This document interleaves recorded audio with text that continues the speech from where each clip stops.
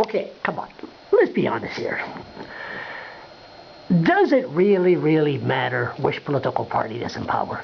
Isn't it the bureaucrat that gives the orders? Like you had been dealing with bureaucrats. Do you have a more open door policy with a liberal government in power than a conservative, or are they all the same?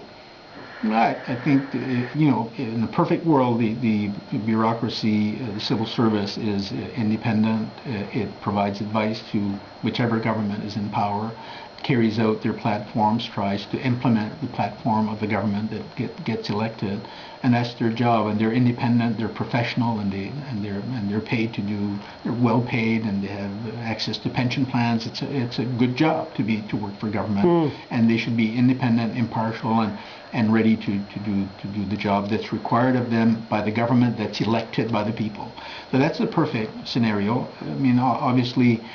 And it doesn't matter which government is in power. I've had as much difficulty. Come on, be honest, but not. As a former Liberal member, I think I've had as much difficulty with my recommendations with the Liberal government than I have with the Conservative government. I really haven't sensed a huge difference. Governments try to protect themselves, want to protect their credibility, don't like being criticized, don't like being asked to brought to task by an ombudsman. And that's, I think it's human nature. So I'm not surprised by that, and I don't think it's hugely different under the Liberals than it was under the Conservatives.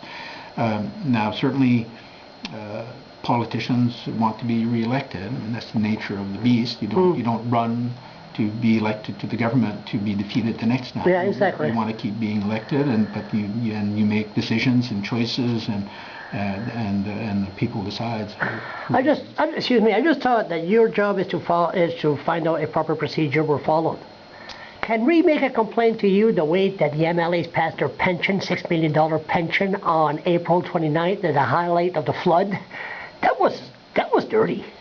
Well, you don't have to answer that. Well, and I can, and I won't comment on that, and I can't investigate the decisions of the legislature. I'm an officer of the legislature, so I cannot investigate their decisions. So they really decide what they want to do. The voters. The voters decide. Bloggers like me got to make sure the issue is still out front. Voters decide, and not me for decisions that are made in the legislature. But no. You've been traveling a lot, you. Where do you go? You went to Colombia? Did you go to Colombia? No. No, you went to Brazil. I've been to Brazil twice. I travel as president of the French-speaking Ombudsman Association. So there are almost 50 countries that are members of the association.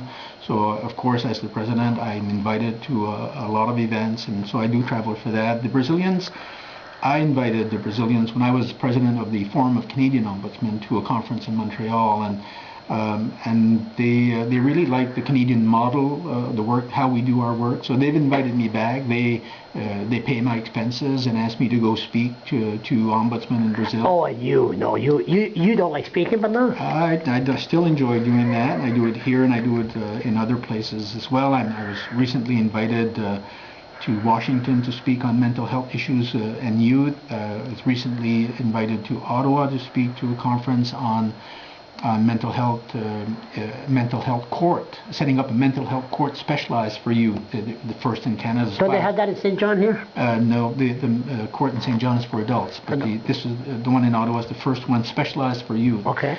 And I'll be speaking in Toronto pretty soon on the Convention on the Rights of the Child. So I do travel a fair bit. I'm also, of course, because I'm an ombudsman, child and youth advocate, right to information privacy commissioner in other provinces, there are different people doing those jobs, so that we meet on a national basis. But I meet with the ombudsman, and then a month later I might meet with the child and youth advocates, and then I might meet with the right to information privacy commissioner. So they're all. How the hell does your wife could stand you having all these jobs? I think she's perfectly happy not having me in her hair all the time, and so I think she respects the work that I do, and I think she thinks it's important work as I do, and so I think maybe we get along better because I'm not there all the time. That's good. Okay.